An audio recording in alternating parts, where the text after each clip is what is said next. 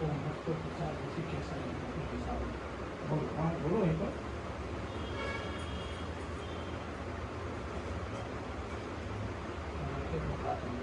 ओम अपवित्र पढ़ो, कुछ नहीं कुछ पढ़ो। ओम अपवित्र पवित्रो वा सर्वास्थान गतोपि वा ज स्मरे कुंडली काक्षं स्वबाह्या भयंकर शुचि। ओम हरि हरि छीटो अपना दे,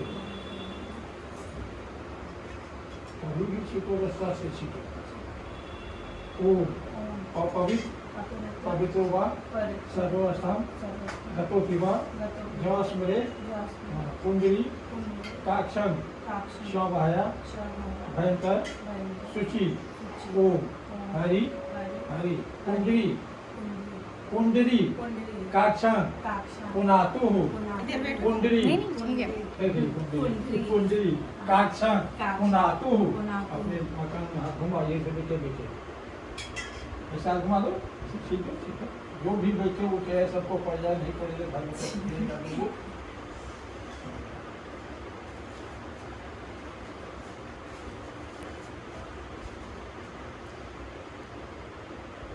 पंखा तो बंद कर।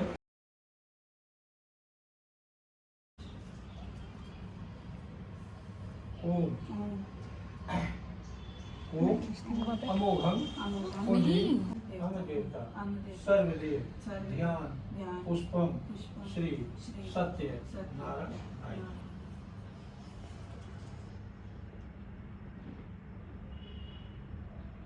ये फूल लो, जिस घर में जिस देवता का पूजा करती है उसका ध्यान करो। मैं तो नाम नहीं जानता हूँ।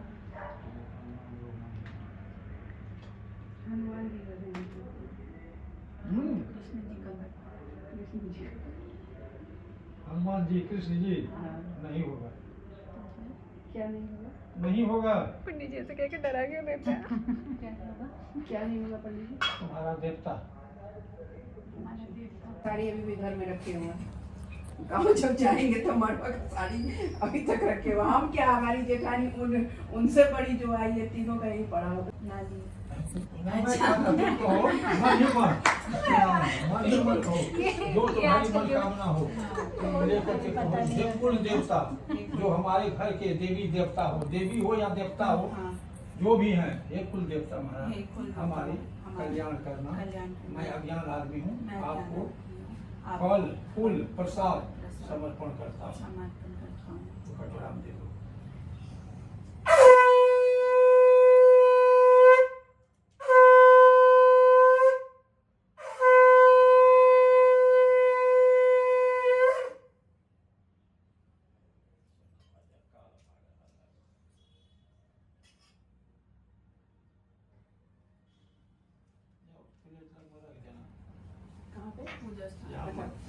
मंदिर फल मिलेगा। प्रेम से बोलिए सत्यनारायण भगवान की जय। विष्णु लोक में नारद जी पीत वर्ण 4 भुजा वाले देवों के इस नारायण, जिनके हाथ में शंख चक्र गदा पद्म सुशोभित थे तथा गले में वनमाला पहने हुए थे, देख करके स्तुति करने लगे। तब विष्णु जी बोले, हे प्रभु, आप अत्यंत दुर्लभ शक्तियों से युक्त है, मन तथा वाणी भी आपको नहीं पा सकता है। आपका आदि मध्य अंत कोई नहीं जानता। आप निर्गुण स्वरूप है, सृष्टि के कारण है, भक्तों को दुख को हरने वाले। आपको मेरा बारंबार नमस्कार है।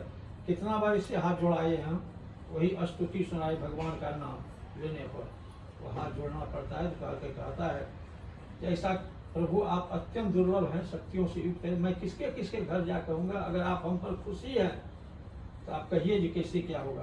कहा, हे मुनि श्रेष्ठ नारद, आपके मन में क्या विचार है। आपका आगमन किस कार्यवश हुआ निःसंकोच के। जैसे कि आप लोगों को भी मैंने तफरीह दे दिया हूँ, जिसको जाना है जा सकती है, जिसको आया है वो जाएगा नहीं। तो ऐसे उसको कहा, ये नारद किस काम से यहाँ आए हो। पूजा पर आने वाले को मना नहीं होना चाहिए। जितनी जगह हो उतनी जगह में अपने तकलीफ कर लो, थोड़ा बैठ जाओ बगल में। पा करके कहा कि हे नारद, क्या बात है। तब कहा, हे प्रभु, मर्त्यलोक में सभी प्राणी अनेक योनियों में पैदा हो गए, अपने कर्मों के द्वारा। ये नहीं कहता है आप जब बड़े हो जाएंगे दुख होगा तो माँ बाप को भी गाली दोगे, भगवान को भी गाली दोगे, इधर उधर भी अपना दिमाग को सोचोगे, कभी ससुराल में जाओगे तो उसको कहोगे, कभी सास से लड़ोगे, गाली दोगे। लेकिन अपना नक्षत्र को नहीं कोस रही हो। ये मेरे तकदीर में क्या लिखा हुआ था, ये मैं इतना दुख पा रहा हूँ या सुख पा रहा हूँ, नक्षत्र का दोष होता है, माँ बाप किसी का दोष नहीं होता है। नक्षत्र जो है, नक्षत्र को कोसो। इसीलिए लोग जाता है, कहता है पंडित जी रखना, तो इसका मिल रहा है नहीं मिल रहा है।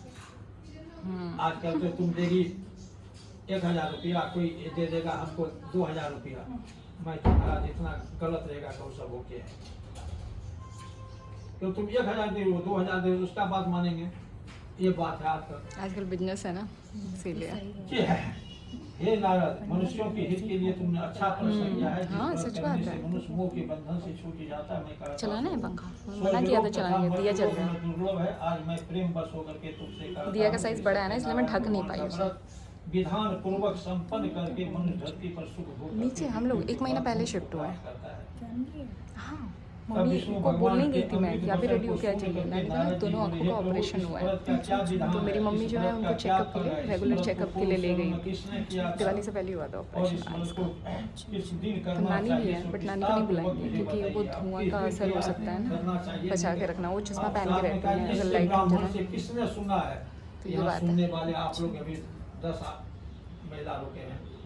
मैं तो किसी का नहीं जानता हूँ नाम, किसी का नाम नहीं पूछा हूँ, मैं इनका नाम पूछा हूँ, तो मैं इनका नाम तो इसका मम्मी का भी पापा का भी नाम नहीं पूछा, इनका नाम पूछा। वो कथा समाप्त होती, इनका नाम मैं भूल जाऊंगा। यही तब विष्णु भगवान के अमृत वचन से सुन करके, हे प्रभु, बोलो फल से विधान करो, विस्तार से कहो। तब कहा, हे नारद, सभी प्राणियों को, दुखों को, शोकों को दूर करने वाला है, सभी स्थानों पर विजय करने वाला है। भक्ति और श्रद्धा से युक्त होकर के मनुष्य किसी भी दिन सत्यनारायण भगवान के संध्या के समय ब्राह्मण एवं बंधु बांधव सहित धर्म परायण होकर के पूजा करे। भक्ति भाव से पूर्ण नैवेद्य, केले का फल, शहद, घी, शक्कर, गुड़, दूध, गेहूं का आटा, सबैया लेवे। गेहूं के अभाव में साथी चावल का चूर्ण ले सकते हैं। इन सब को भक्ति भाव से संपन्न करके भगवान को अर्पण कर देवे। बंधु बांधव सहित ब्राह्मणों को बुला करके पूजा करा करके भोजन कराएं, स्वयं भोजन करें। उसके पश्चात रात्रि में जो बैठे हुए हैं लोग सब आए हैं देखने के लिए, वो भी आयोजन करते हुए भगवान का नाम स्मरण करते हुए समय को व्यतीत करें। इस तरह से जो मनुष्य करेंगे उनके समस्त मनोरथ निश्चय ही पूर्ण हो जाएंगे। विशेष करके कलिकाल में, कलयुग में, मर्त्यलोक में यही एक उपाय है, ये कम समय में कम महान पुण्य की प्राप्ति होती है। प्रेम से बोलिए सत्यनारायण भगवान की जय।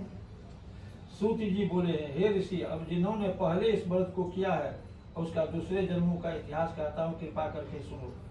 सुंदर काशीपुर नगरी में एक अति निर्धन ब्राह्मण रहता था। वो ब्राह्मण नित्य प्रतिदिन भूख और प्यास से व्याकुल होकर के पृथ्वी पर भ्रमण करता था। ब्राह्मणों से प्रेम करने वाले श्री विष्णु भगवान ने ब्राह्मण को दुखी देख करके एक दिन बूढ़े ब्राह्मण का रूप धारण करके उस दुखी और निर्धन ब्राह्मण के पास आकर के आदर के साथ पूछा। जब किसी का समय बिगड़ता है सब देखता है, तकलीफ लेता है, टोल पड़ोस के तो तकलीफ लेता है, कल क्या था, आज क्या हो रहा है।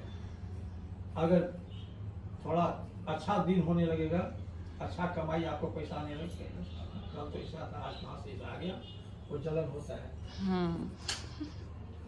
उसका वो जलन हो जाता है। तब उसने कहा, विप्र, नित्य प्रतिदिन दुखी होकर पृथ्वी पर क्यों घूमते हो?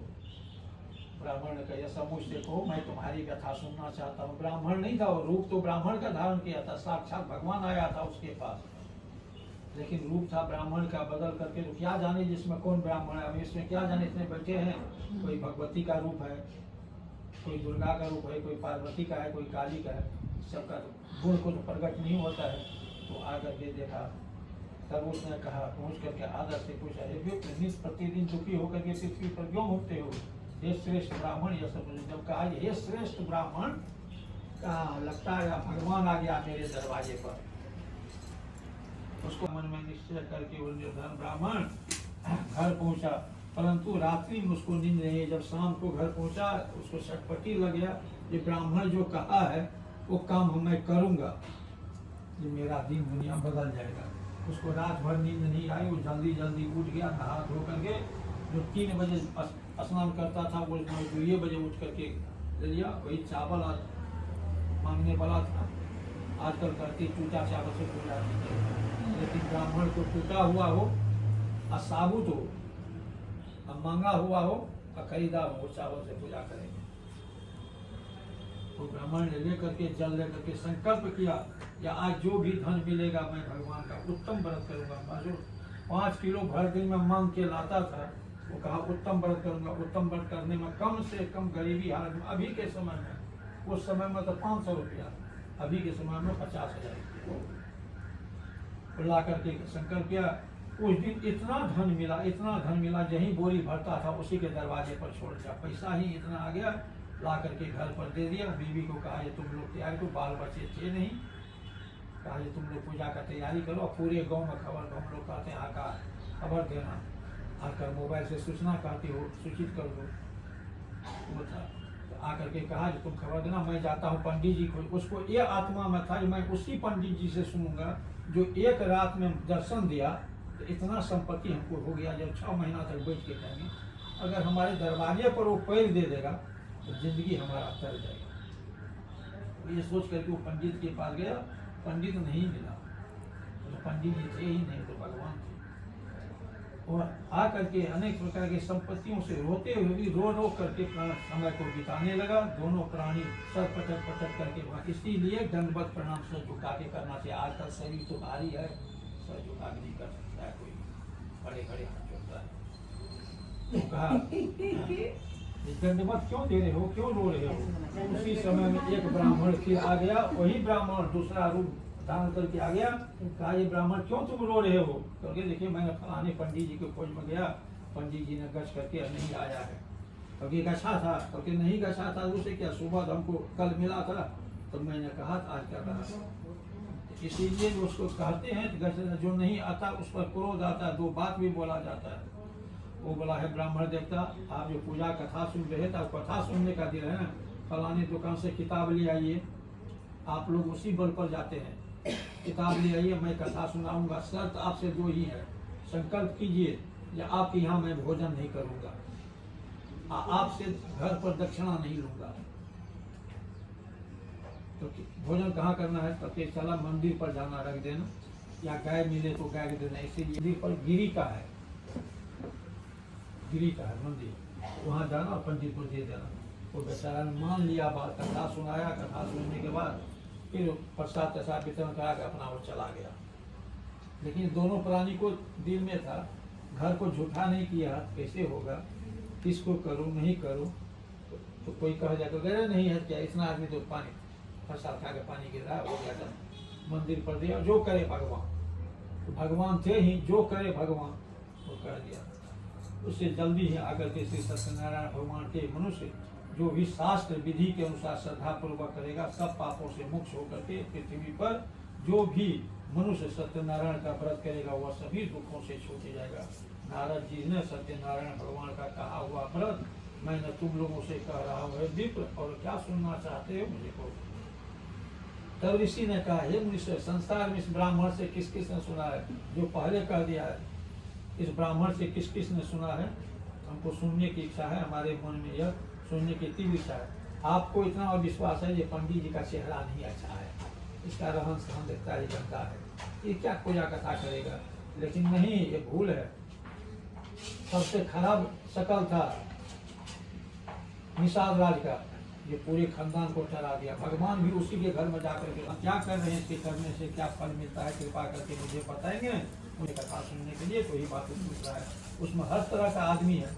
तो ब्राह्मण उस वृद्ध लकड़हारे से बोला हे भाई, यह सब मनोकामना पूर्ण करने वाला ही सत्यनारायण भगवान का व्रत है। इन्हीं की कृपा से मेरे घर में धन धन सुख समृद्धि सुख शक्ति मिलती है। यानी इसी कथा सुनने से मुझे सब कुछ का प्राप्त हो गया है।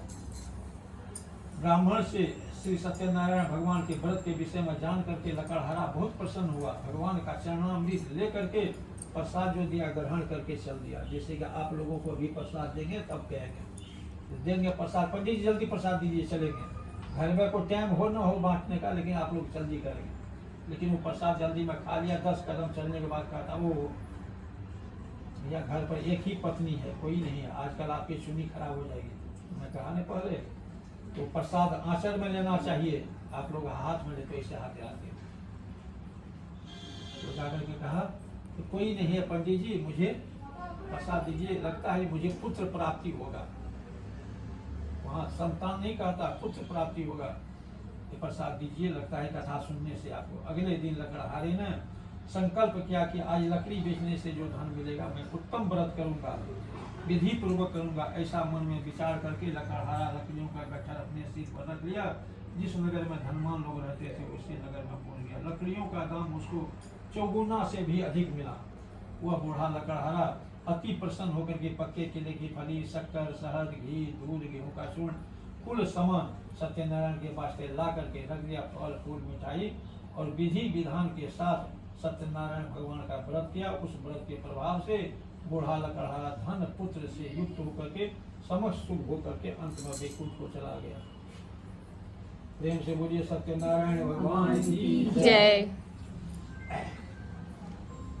तब सूति जी बोले, हे श्रेष्ठ मुनि, अब आगे की कथा कहता सुनो। कुल काल में उल्कामुख नाम का महान बुद्धिमान राजा राज करता था। वो सत्यवादी था, जितेंद्रिय था। प्रतिदिन देवस्थानों में जा करके ब्राह्मणों को धन दे करके गरीबों को भोजन कराता था। उसकी पत्नी कमल के समान मुख वाली सती साध्वी थी। भद्रशिला नदी के तट पर सत्यनारायण का भगवान का व्रत कर रहा था। उसी समय साधु नामक वैश्य व्यापारी आया। उसके पास बहुत सा काम था।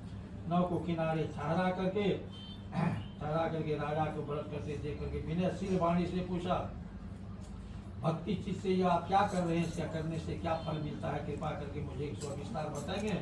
महाराज उल्कामुख ने कहा, हे साधु वैष्णव, अपने बंधु बांधव के साथ पुत्र प्राप्ति हेतु सर्वशक्तिमान महान शक्तिशाली सत्यनारायण भगवान का व्रत और पूजा कर रहा हूँ। राजा के भक्ति वचनों को सुन करके उस साधु नामक वैष्णव आदर से कहा, हे राजन, मुझे भी इस व्रत का संपूर्ण विधान समझाइए, मैं भी आपके कथनानुसार ही अवश्य करूँगा। आप कोई चीज होता है तो कहेंगे हमको मनोकामना होगा तो मैं कथा सुनूंगा, लेकिन नहीं, मनोकामना लेने के लिए कथा, पहले कथा करो तो मनोकामना पूरा करो और उसके बाद फिर सुनो। जैसे यहाँ कथा पर बैठ रही है, कर रही है, जैसे यहाँ आप लोग कुछ भी बोल सकते हैं, कुछ भी, सब माफ है। हे राजन, भक्ति चीज से कह रहा है, संतानहीन हूँ मैं, मुझे आज का अवश्य होगा। मैं भी संतानहीन हूँ, मुझे पूर्ण विश्वास है कि मुझे संतान की प्राप्ति होगी। ये पुत्र श्री बड़ा खराब है तो कहता है मुझे संतान की प्राप्ति होगी।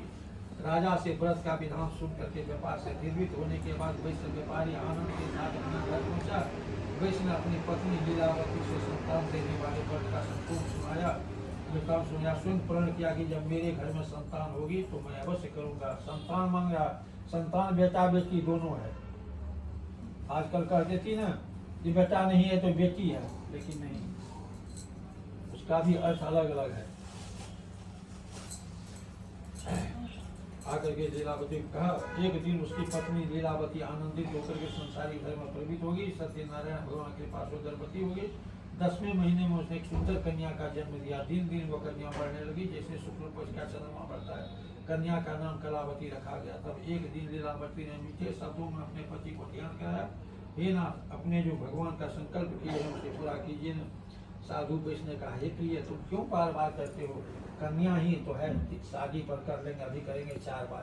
कन्या ही है, और उस कन्या का इतना मानता देता है यूपी वाले, ये पैर पकड़ती है कन्या का। अब कहता है कन्या है तो शादी पर कर लेंगे, क्या वैल्यू रहा कन्या का? आश्वासन देकर कहा, ऐसा ही देकर आश्वासन देकर के वैश्य व्यापार करने के लिए दूसरे नगर में चला गया। कलावती पितृगिरी में वृद्धि हो गई, जवान हो गई। जब साधु ने एक दिन अपने पुत्री को नगर में सखियों के साथ खेलते हुए देखा, दूध को बुला करके कहा, मेरी पुत्री के वास्ते स्वेग वर तलाश करो। आजकल भी वही करती हो, जब देखती हो लड़की हमारे पढ़ लिख करके अब सर्विस कर रही तब शादी करने के लिए सोचती हो। और उस दिन में जवान को दूसरे के घर में घुस के लड़की को मना कर देता था। उसकी आज्ञा सुन करके दूध कंचनपुर नगर पहुंचा। देखभाल करके वैश्य की पुत्री के हेतु स्वेग सुशील बड़ी पुत्र को खोज करके ले आओ। ऐसा लड़का लाओ जो लड़का लड़की तो वही भगवान का दिया हुआ लड़की है, भगवान का दिया हुआ लड़का है। और उसी दिन से सती प्रथा और जात का वैल्यू कम होने लगा। उस स्वेग वर को देख करके उसने ब्राह्मण का पुली प्रसाद ग्रहण करके रात को घर आई। तब लीलावती ने अपनी पुत्री कलावती से पूछी, हे पुत्री, अब तक तू कहाँ रही? तेरे मन में क्या विचार है? यहाँ माँ को शंका पैदा होता है। विधवा बेटी है ना, घर में शंका पैदा हो रहा है। तो कलावती बोलती है माता मैंने कहीं नहीं गया था, मैं वही पंडित जी के घर में गया था जो आकर के कथा कहता है, वो कथा कर रहा था, उन्होंने कहा बैठ जाओ, मैंने बैठ गया इशारा से और प्रसाद दिया, प्रसाद खाया हूँ। फिर जब चलने लगा तो जबरदस्ती पकड़ करके खाना पर बिठा दिया, खाना खिला करके भेजा हूँ, इसीलिए रात हो गई। नहीं विश्वास हो तुम्हारे लिए प्रसाद भाई, ऐसे ही प्रसाद दिखाई, खोल करके माँ की नजर घूम गई, चीजें नीचे ऊपर वस्त्र देते हैं भगवान को। ये कहते हैं लाल कपड़ा क्यों देते हैं? लाल कपड़ा देते हैं पृथ्वी को शांत करने के लिए। पृथ्वी माता है, आपको जाना चाहिए। यही नहीं कहोगे जो पति पत्नी लड़की को एक भी औलाद नहीं है, अब माँ बन गई है, उसको एक बेटी है माँ मुझे, लेकिन माँ को जाना चाहिए। पत्नी अत्यंत हर्ष के साथ सदैव का पूजा पूर्ण करके मैं पति के दर्शन के लिए जाती हूँ, तू कार्य शीघ्र करके आ जाना। माँ के जाते ही पुत्री कलावती पूजन एवं प्रसाद को छोड़ करके अपने पति के दर्शन के लिए चली गई। प्रसाद की अवज्ञा के कारण रुष्ट होकर उसके पति और नौ को पानी बटवा दिया। यानी माँ की भी बात नहीं मानी, काट के चली गई, प्रसाद को छोड़ करके उसका पति और नौ को पानी बटवा दिया। कलावती अपने पति को न देख करके रोती हुई जमीन पर सिर फटक फटक करके देखने लगा। अपनी पुत्री की दशा देख करके वैसे बोला, हे प्रभु मुझसे या मेरे परिवार से जो भूल है उसे क्षमा करें। अपने कहते मैं मेरा परिवार से जो भूल उसको क्षमा करो, बेटी का दोष नहीं देता है, उसका ज्ञान है, बच्चा है। आ गया दौड़ करके, उसके दीन वचनों को सुन करके भगवान प्रसन्न हो गए। आकाशवाणी हुआ, बेश तेरी कन्या मेरे प्रसाद को छोड़कर आ गई है। उसका पति अदृष्ट हो गया, घर जा करके प्रसाद खा करके लौटे तो उसका पति अवश्य मिलेगा। आकाशवाणी सुनते ही कलावती घर पहुंची। वो आकाशवाणी कलावती ही सुन सकती थी और कोई नहीं, बेटी दामाद हुई क्यों भगवान का। वो सुना, जाके मार मार भरपेट प्रसाद खाया और वैश्य परिवार के लिए प्रसाद देंगे। जैसे कि अभी कथा होगा तो पहला प्रसाद इनको देंगे, तब हम लेंगे और सबको देंगे। विधि पूर्वक पूजन किया। इस लोक में उस दिन से हर पूर्णमासी और संक्रांति को कथा होने लगा। इस लोक में सुख भोग करके अंत में स्वर्ग लोक को चला गया। प्रेम से बोलिए सत्यनारायण भगवान की जय। एक और कथा कहता हूँ, सुनो। प्रजापालन में लिंग ध्वज नाम का राजा था। उसने भी भगवान सत्यदेव का प्रसाद को त्याग करके बहुत दुख को पाया था। एक समय वन में जाकर के पशु को मार के बड़ के वृक्ष के नीचे आया। वहाँ उसने ग्वाल बालों ने भक्ति भाव से बंधु बांधव सहित प्रसन्नचित होकर के पूजा कर रहा था। राजा अहंकार वश में वहाँ गया, ना ही प्रसाद खाया, प्रसाद को त्याग करके अपने सुंदर नगरी को पहुँच गया। वहाँ देखा नीचे में पूजा हो रहा था। जैसे हम लोग गरीब आदमी हैं, कहीं भी रोड पर कर लेते हैं पूजा, तो आप लोग जाते हैं, कहता कौन चीज़ का पूजा है, नहीं है, प्रसाद देंगे तो नहीं लेती हो, क्यों? तुम्हारे पास तो डोना रहता नहीं, पेपर में दे देता हूँ, पत्ता पर दे देता हूँ। इसीलिए वो कहा कैसा आदमी है, कर रहा है। न वहाँ गया, न भगवान को प्रणाम किया, और प्रसाद दिया, प्रसाद को छोड़ करके अपना नगरी चला गया। तो समझ गया, अहंकार बस नहीं लिया, और पहुँचते ही सब कुछ नष्ट। और समझ घर गया तो सब कुछ नष्ट, रानी बेटा बेटी हाथी घोड़ा सब बर्बाद था उसका। तब वो समझ गया कि भगवान ने ही किया है। उसी स्थान पर आया, उसी ग्वाल वालों को बुला करके, उसी पंडित को बुला करके संग में विधि पूर्वक संकल्प किया, कल जो भी खर्चा होगा मेरा होगा, भर पेट खाऊंगा भी और भर पेट खिलाऊंगा भी, चाहे जितने आदमी आ जाए कथा में। इसीलिए भर पेट खिलाने का क्षमता सिर्फ भंडारा में होता है। जितना खाती हो उतना बांध के ले जाती हो, उतना फेंकती हो। पूजन करके खाया। सत्यनारायण भगवान की कृपा से पहले जैसा ही हो गया। मरने पर स्वर्ग लोक को चला गया। जो मनुष्य इस परम दुर्लभ व्रत को करेगा, भगवान की कृपा से उसे धन्य धान की प्राप्ति होगी। निर्धन धनी होता है, बंदी बंधन से मुक्त हो जाता है, निर्भय हो जाता है, संतानहीनों को संतान प्राप्त होती है, सब मनोरथ पूर्ण होकर के अंत में वैकुंठ को जाता है। जिन्होंने पहले इस व्रत को किया है उनके दूसरे जन्मों की कथा सुनिए। सतानंद नामक, देखो जो 3 बार तक वो था, ब्राह्मण को ब्राह्मण नहीं मिला, कथा सुनते रहा, कराते रहा, तो गरीबी मांग के खाया। इस जन्म में सुदामा बड़ा मांग कर खाया। सतानंद नामक वृद्ध ब्राह्मण ने सुदामा के रूप में जन्म लेकर के कृष्ण की भक्ति करके मोक्ष को पाया। उनका मुख नाम का राजा दशरथ बने, जो रंगनाथ का पूजा करके वैकुंठ को प्राप्त हुआ। साधु नामक वैश्य धर्मात्मा सत्य प्रतिज्ञा बोल ध्वज बने, जो अपने पुत्र को आरे से चीर करके मोक्ष को प्राप्त किया। द्वापर में आकर के कृष्ण को दिया बेटा को चीर करके। महाराज तुंग ध्वज शुंग भू मनु हुए, बहुत से लोगों को भगवान की भक्ति में लीन करा करके मोक्ष को पाया लकड़हारा भील। अगले जन्म में वो नामक निषाद राजा हुए।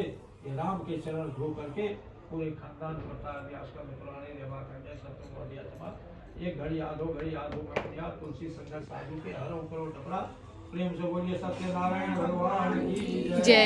जिनके जिनके हाथ में फूल है दे देना वापिस।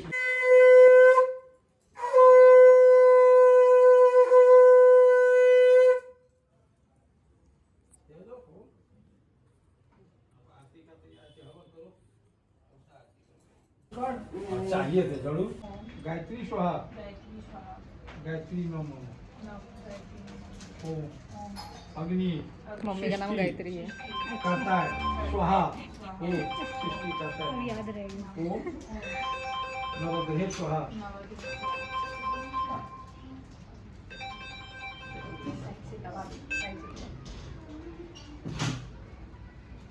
हो गया फोन का काम। अरे नहीं